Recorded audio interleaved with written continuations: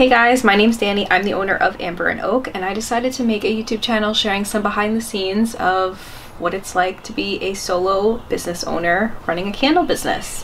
If you kind of have been thinking about starting a candle business but you're scared to step your foot in there, or if you are already running a candle business and you're just looking for some kind of like friendship or to kind of feel less alone, because it can feel really isolating and like a roller coaster sometimes, just running a business by yourself. With even if it's not candles, even if it's soap, it might be some kind of product-based business. I hope to inspire someone on here and create kind of a community just for fun. I did YouTube videos on a personal account since probably like 2013. I made like fashion and lifestyle type content, but I've been just shifting a lot in the last 3 years, just putting all of my energy towards this business. It is my whole life, so I figured why not share this on here with you guys, show you some behind the scenes, make candles with me. It might be fun to see if you're a customer or if you have been wanting to try to start a business of your own. I don't know.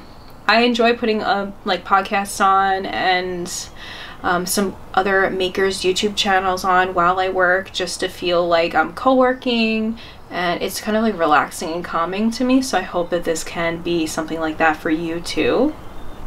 You know, I tried to film this yesterday in mostly all voiceovers, and I found myself feeling really scared, a lot of imposter syndrome, kind of like, why would someone want to, you know, put this on? I don't have anything valuable to say. Meanwhile, I've been in business since 2020. I obviously have some things, some advice to give and some things to share with people to help them.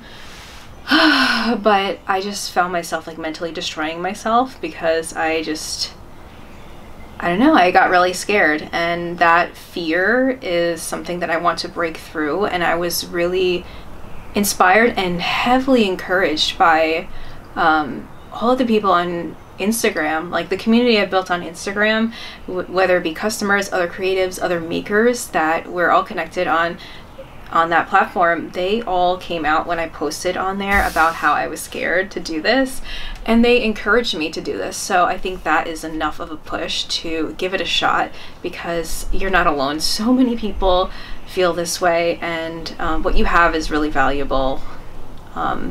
You know, everyone is unique and has their own unique experience to share with other people. So that's what I'm doing today. I'm just gonna kind of show you behind the scenes of making some spring candles and just a little chit chat video about the business. So I hope you enjoy this video and this channel. If you want to see more of me, definitely give it a thumbs up, subscribe, and let's get into it. All right, so a little bit of backstory about me and my business. If you haven't heard of Amber and Oak before, I started making candles for the first time just for fun around lockdown in 2020.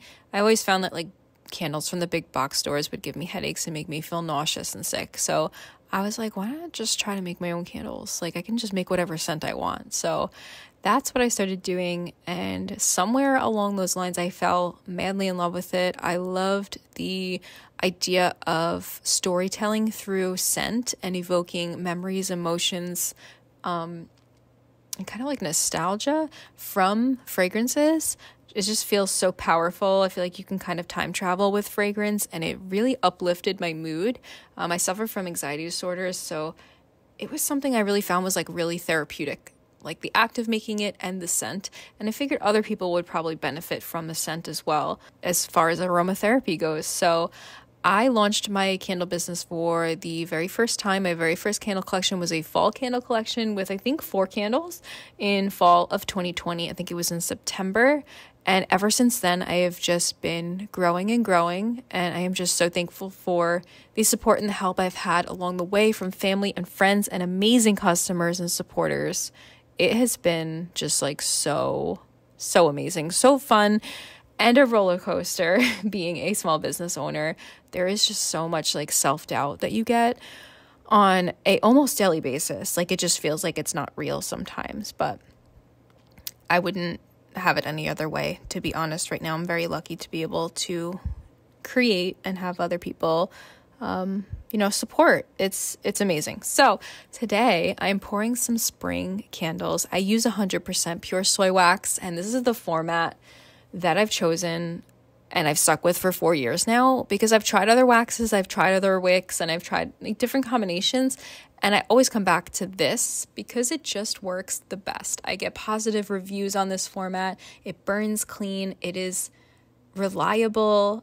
It is a lot of work for soy wax. If you don't know, the tops always cool with like sinkholes, so I do put in a lot of work as far as like smoothing tops goes with the heat gun, but it's just so worth it. And I figure, why fix it if it's not broken in a way, but always stay testing your current format and always evolve, or be ready to evolve by testing new things just to try it, just to see if you can make it better. I always want to try to improve and make the product better. So this is what I am sticking with now, 100% pure soy wax. I use phthalate-free fragrance oils, and I make my own original scent blends. So what that means is I will take either 2 to 3 fragrance oils, and I will kind of create different percentages and make my own blend, so that when someone comes and smells my candle, it's something that they've literally never smelled before. Because even if someone used the same fragrance oils as me, if they're another maker,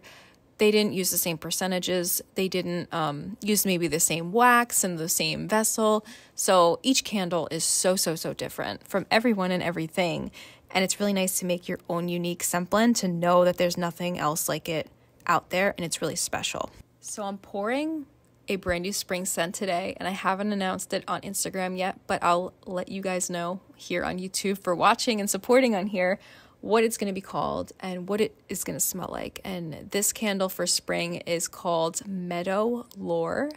It smells like lavender and chamomile and sagebrush and Palo Santo and sandalwood. It is a woody and herbal, soft, calming blend. Is really great for anxiety, and it is great for all you forest fairies out there. So I am a huge fan of it. I am embracing the fact that the whole basement smells like it right now. I usually keep a fan going just to keep like the ventilation going, because I only have a small window down here. And even though they are clean fragrance oils, it's, you know, it's a lot in heavy concentration. It can smell my whole house up, and I have 3 floors. So, you know, counting the basement, it travels all around the house. So I keep a fan going for a little bit of ventilation. Sometimes I'll open a window, and I bought this like odor stop type thing, which I can link down below if you guys are curious. If you're a candle maker in a small space, especially in an apartment, if you want to kind of help clear the odors out, especially when you're pouring multiple scents at once. I try to stick in the same kind of scent family when I pour multiple scents at once, but sometimes you just got to do what you got to do for production. So yeah, pouring some Meadow Lore today. I'm also going to be bringing back Cottage Kitchen, but I tweaked the recipe so it's a little bit more of a blueberry lemon scent with a little bit of like pie crust notes in there. Oh my gosh. Just the most delicious thing ever. This used to be a blueberry pancake scent Cottage Kitchen, a limited spring candle, but I wanted to add more lemon notes in there because I just love lemon, and I think it needed a little bit of brightness to it, and I'm really happy with it. So that's going to be coming soon, probably sometime in early to mid-April, I would say. I do seasonal scents. Like I do spring collection, summer collection, fall, and holiday. And then I kind of throw in some other limited candles here and there, just because I have a lot of fun creating these new scents and the stories behind them. So yeah, I feel like I'm saying a lot, but that's just how I talk, man. So we've got Cottage Kitchen, Meadow Lore.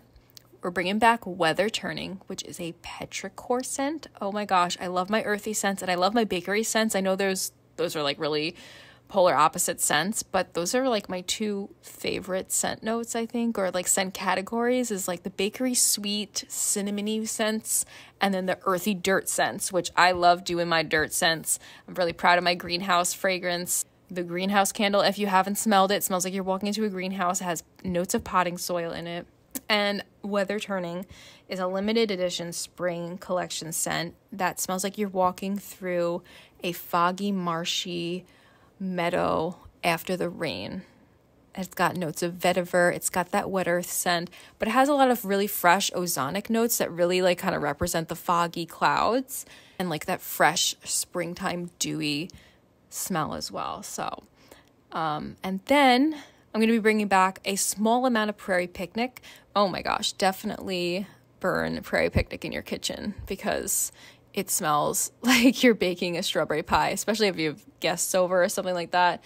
It is delicious. I'm really excited for that. So as a really small business still, it's really hard to keep all those seasonal fragrance oils in stock. I do have some like left over from Christmas, but to repurchase them just to have so many scents in stock and keep up with making so many scents year round is really hard, which is the reason why I bring in seasonal collections and then phase them out and make room for the next one. And I think that has been just keeping everything in control while also having my signature evergreen year-round collection staple candles, which is around 6 candles that I keep going from January to December. So it's really fun to incorporate those seasonal candles in, bring them in, do fun photo shoots, which I can show you guys behind the scenes of like how I take product pictures if you're curious about that as well. If you guys have any questions about anything as far as candle making goes or business goes, definitely leave them in the comments below and I will try to answer them in another video. Thank you guys so much for watching this video. I hope you enjoyed it. If you want to see more in the future, make sure to like and subscribe, and I'll hopefully see you soon.